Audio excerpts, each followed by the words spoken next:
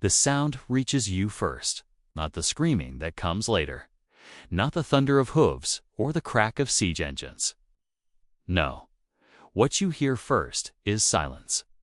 The kind that settles over a city when its walls have been breached and every man who could hold a sword is already bleeding into the earth. That's when you realize the war hasn't ended. It's only changed shape. And you, if you're a woman in this moment, in this place, you are about to become a weapon in a conflict you never agreed to fight. What I'm going to tell you isn't a story about battles. It's about something far more calculated. Something that turned conquest into a science and suffering into strategy. By the time we're done here, you'll understand how a people numbering barely over 1 million subjugated empires 50 times their size. And you'll understand the terrible, precise role that women played not as warriors, but as targets in the most systematic campaign of cultural annihilation the medieval world had ever witnessed. Before we descend into this darkness together, I want to know where are you watching from right now. It never ceases to amaze me that a story from 8 centuries ago can reach across oceans and languages to find us all here. In this moment, seeking to understand what humans are capable of when power meets ruthlessness. This is the story of the Mongol terror machine. And once you see how it operated, history will never feel quite as distant again. The year is 1221. The city of Nishapur stands as one of the jewels of the Islamic world, a place where mathematics and poetry flourish side by side, where libraries hold texts that scholars travel months to study. Its population exceeds 100,000 souls. Within 3 days, it will effectively cease to exist. But Nishapur isn't the beginning. It's the perfection of a method. To understand what happened to the women of conquered territories, we have to grasp something that makes modern minds recoil. The Mongols didn't stumble into brutality. They engineered it. They refined it through trial and observation. They measured which specific atrocities made cities surrender fastest, which forms of terror traveled farthest, which acts of violence achieved the maximum psychological impact with minimal expenditure of their own forces. They were, in the most disturbing sense, scientists of suffering, and their laboratory stretched from Korea to Hungary. In 1219, before Genghis Khan's armies invaded the Khwarezmian Empire, he sent emissaries ahead. The message they carried was neither a battle cry nor a diplomatic overture. It was a contract written in blood. Whoever submits shall be spared. But those who resist, they shall be destroyed with their wives, children, and kindred. Their descendants will be put to the sword. Notice the precision of that language. Wives and children receive their own clause. They're not collateral damage. They're listed items in a catalog of consequences. This specificity wasn't accidental, it was advertised terror, and it traveled faster than any army could ride. Here's the brutal mathematics at work. You command 50,000 soldiers. Ahead lie 12 fortified cities, each capable of costing you thousands of casualties if taken by force. Or you invest your brutality in one city with such horrific completeness that the other 11 open their gates without resistance. You spend your cruelty once, like currency, and it purchases the surrender of dozens of settlements you'll never have to fight. It's monstrous, it's evil, and it's mathematically brilliant. The Mongols chose their examples with strategic precision. They targeted cities known not just for their size, but for their cultural and symbolic significance. Nishapur, famous across the Islamic world for poetry and learning. Merv, possibly the largest city on earth at that moment, with a population approaching 500,000. Baghdad, the seat of the Abbasid Caliphate and the intellectual heart of Islamic civilization. Why these cities specifically? Because destruction had to resonate symbolically. It had to shatter hope at a civilizational level. When you erase one of humanity's greatest cities from existence, every other city thinks, if it happened to them, what chance do we have? When Nishapur finally fell, the order given was unprecedented in its bureaucratic precision. Every single inhabitant was to be killed, and every head was to be placed in separate pyramids, one for men, one for women, one for children. the daughter of Genghis Khan's son-in-law, personally oversaw the execution of the women and children. She wanted thoroughness. She wanted certainty. 20th century archaeological excavations found a layer of ash several feet deep, covering what had been one of history's most sophisticated urban centers. But here's what most historical accounts gloss over. What gets reduced to a footnote or euphemism? The killing was actually the merciful part. For the women who were spared, and thousands were, their nightmare was just beginning. The Mongol system for processing conquered populations wasn't random violence. It was a carefully orchestrated sequence. 5 deliberate acts executed with industrial efficiency, each designed to unmake not just a city, but the very concept of the civilization it represented. The first act was replacement. When a city fell, the women weren't simply killed or released. They were sorted. Like livestock, like treasure, like resources to be allocated. The most beautiful, the most nobly born, the daughters of scholars and kings, these were claimed by Mongol commanders. But this wasn't about desire in any conventional sense. This was about the future. When you force captive women to bear your children, you're not conquering the present chore, conquering all the tomorrows that follow. Those children are raised Mongol. They speak Mongolian. They worship Tengri, the eternal blue sky. Their mother's language becomes forbidden. Her gods become heresy. Her stories dissolve into silence within a single generation. It's annihilation without ruins. Genocide without graves. In 2003, geneticists made a discovery that sent shockwaves through the scientific community. They identified a Y chromosomal lineage originating in Mongolia approximately 1,000 years ago. The estimate, 16 million men alive today, carry this genetic signature. That's roughly 0.5% of all men on Earth, descending from a single male ancestor who lived during the Mongol imperial period. 16 million living proofs. Not of love. Not of marriage. Of conquest operating at a genetic level. This isn't natural population growth. This is the signature of systematic, state-sponsored forced reproduction carried out across 2 continents for multiple generations. Let's make this concrete, because numbers can numb us to horror. Imagine you're a 23-year-old woman in Nishapur in 1221. You've been educated unusual for the time, but your father believed in learning. You read poetry in Arabic and Persian. You understand basic astronomy. Your marriage has been carefully arranged to a merchant's son from a good family. You have plans. You have a future mapped in your mind. Then the Mongols come. Your husband is killed in the initial defense. Your father is executed when the walls fall. Your brothers are among the bodies in those pyramids outside the city. You are pulled from your home, not roughly, but deliberately, as men examine you like they're evaluating a horse. A Mongol officer claims you. You don't speak his language. He shows no interest in learning yours. You're transported to a camp, then to a gur, somewhere on the steppes. 9 months later, you give birth to his son. The child is taken from your arms before you've even chosen a name. He will be raised in the Mongol way. He will learn to ride before he can fully walk. He will be taught that his mother's people were weak, that their cities fell because their gods were false and their warriors were cowards. He will never read your poetry. He will never pray in your language. He will never know what city you came from or that you once had dreams of your own. That is the first act of erasure. You continue to breathe. Your heart continues to beat.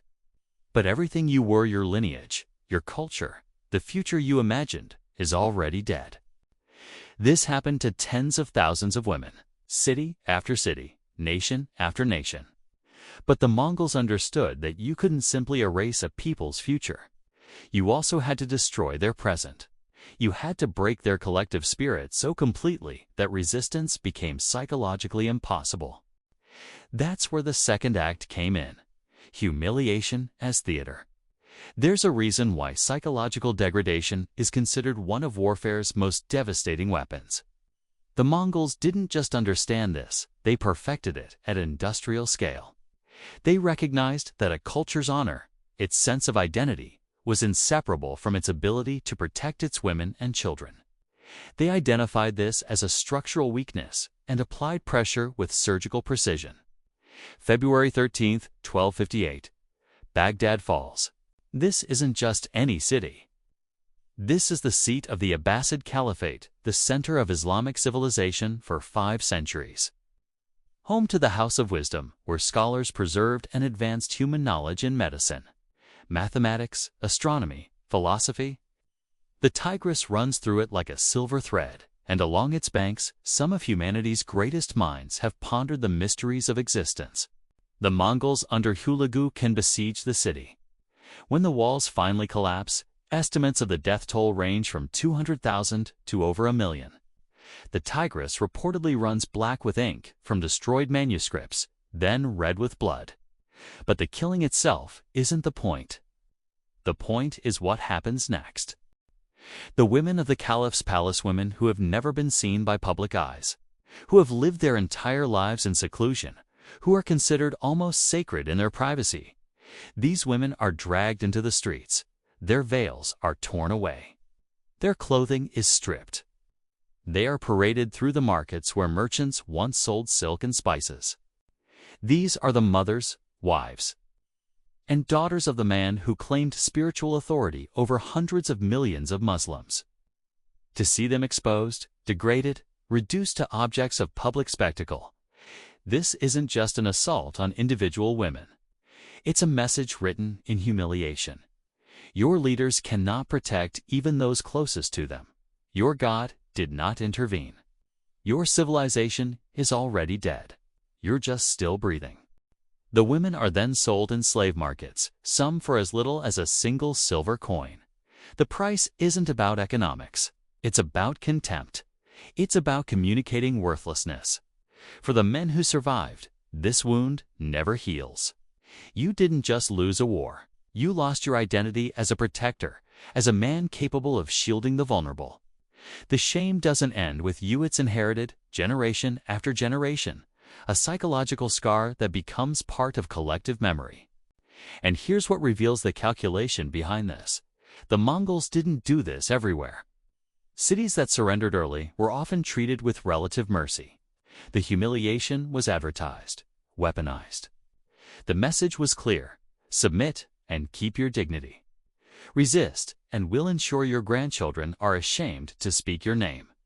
But we're only at the second act. The third might be the most disturbing because of its cold pragmatism. The tactic was called kharosh in Persian human cattle. When the Mongols conquered one city, they would keep large numbers of captives alive. Not from mercy, from logistics. When besieging the next city, these captives would be driven forward at sword point toward the walls. Women carrying infants, elderly people who could barely walk, children clinging to their mother's clothing, all forced to advance while Mongol soldiers assembled their siege equipment behind this living barrier. The defenders faced an impossible choice: shoot and kill your own people, or hold fire and watch the Mongols advance under human cover. Either choice destroyed morale. Either choice was a victory for the attackers. This tactic achieved multiple objectives simultaneously. It provided physical protection for Mongol soldiers. It created psychological warfare that paralyzed defenders. And most horrifically, the bodies of those who fell were piled into moats, literally used as fill material to create ramps for siege towers. If you were a captive woman, your final purpose might be to fall into a ditch and have your corpse used as a bridge so that the men who enslaved you could walk over your dead body to enslave the next city. You weren't a person. You were construction material, an expendable resource measured in bodies. The Persian historian Juvain recorded multiple instances of this practice. The Secret History of the Mongols references it. Chinese chronicles describe the same methodology. Archaeological excavations at medieval siege sites have found mass graves at the base of city. Walls, people killed by defensive fire from above, trapped between the walls they'd hoped would protect them, and the army that had made them shields. Human shields weren't an occasional tactic, they were doctrine. And if you survived the siege, If you somehow lived through being herded like an animal toward arrow-filled walls, your reward was a 1,000-mile death march to be sold in a market where your value was calculated by age, appearance, and the likelihood you could bear children or perform labor. Welcome to the fourth act, the greatest forced migration in human history.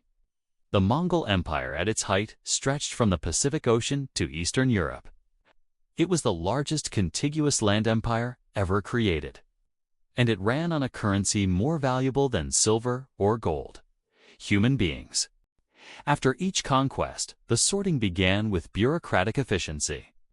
Skilled artisans were identified and sent to Karakoram to work in imperial workshops. Engineers were relocated to wherever the next campaign required their expertise. Laborers were distributed to work camps across the empire, and women, especially young women, became the most sought-after commodity in slave markets that spanned Asia. When Genghis Khan invaded the Khwarezmian Empire between 1219 and 1221, the population dropped from approximately 15 million to less than 7 million. Where did those 8 million people go? Many died, certainly, but millions were marched in chains to slave markets across the continent. Women from present-day Uzbekistan ended up in Mongolia. Women from Baghdad ended up in China. Women from Persia ended up in Russia. The Mongol Empire created the most efficient and far-reaching slave trade system since Rome. In Samarkand, in Bukhara, in cities across Central Asia, slave markets became permanent institutions with standardized pricing, quality guarantees, and even warranties. If a slave died within the first month, you could receive a refund or replacement. These markets operated for generations.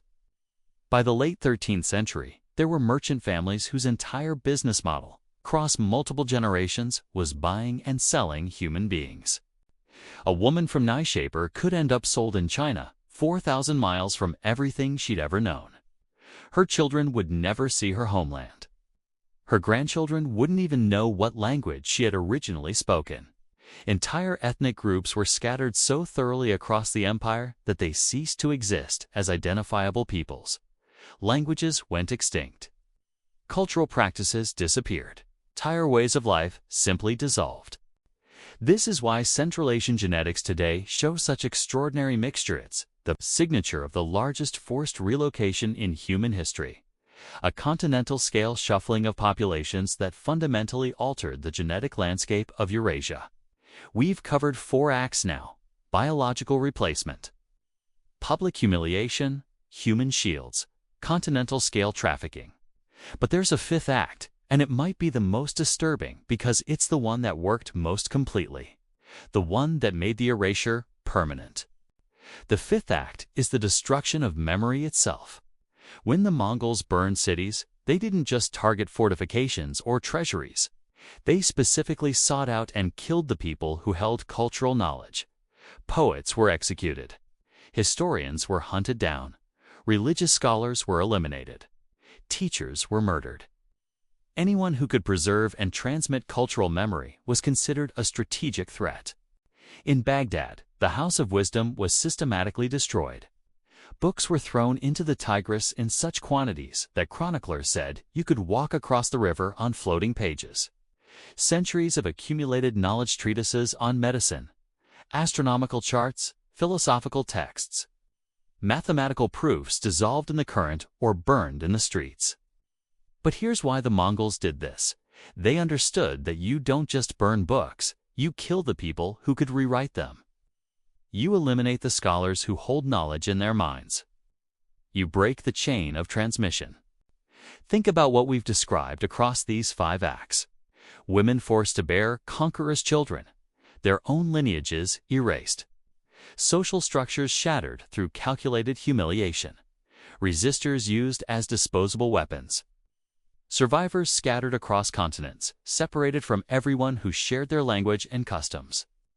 And finally, the systematic elimination of everyone who could preserve cultural memory: the poets, the teachers, the storytellers. This is genocide with precision engineering. This is how you make a civilization disappear so completely that within 2 generations, no one remembers it existed. Let me list some names. You probably won't recognize most of them. That's the point. Merv.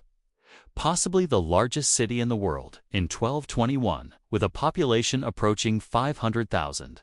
Today, ruins in the Turkmenistan desert that most people have never heard of. Tourists who visit describe it as hauntingly empty foundations of buildings visible beneath the sand, fragments of pottery, and silence. Nishapur, a jewel of Persian civilization, a place where poetry and mathematics flourish together. Today, the medieval city lies buried under centuries of accumulated earth. Modern Nishapur is built on top of its grave. Urgench, capital of the Khwarezmian Empire. The Mongols diverted a river to flood it, ensuring it could never be rebuilt. Today, an empty plain where archaeologists occasionally find pottery shards. These were major cities, centers of learning and culture. Places where thousands of people lived complex, meaningful lives.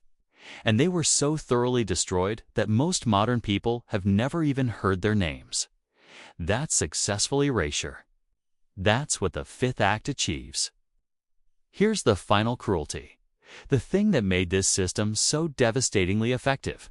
In most pre-modern societies, women were the primary carriers of cultural memory. They taught children their first words,